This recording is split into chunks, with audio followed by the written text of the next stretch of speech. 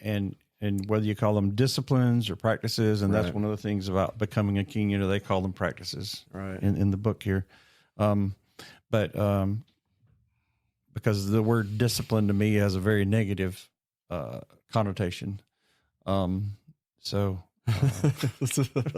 maybe that's normal. I don't know, but and so, anyways, but I think there are important practices, that we need to do to create space for God in our Like life. what? Like That also spending keeps time- you so- safe from not getting religious.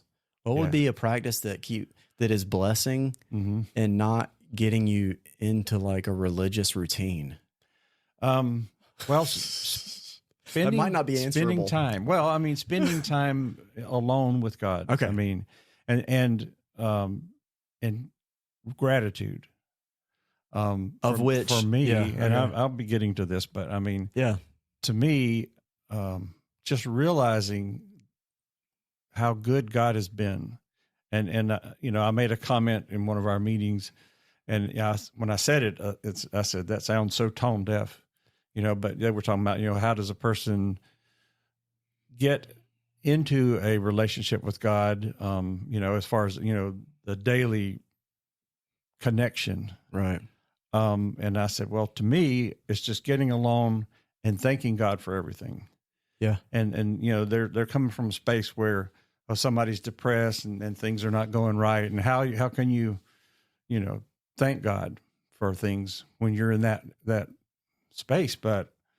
And so that was really one of the things maybe that was missing in your early days of absolutely. the church. Absolutely. Is your parents getting you into a contemplative moment on your terms, on kid terms, and looking at the leaves.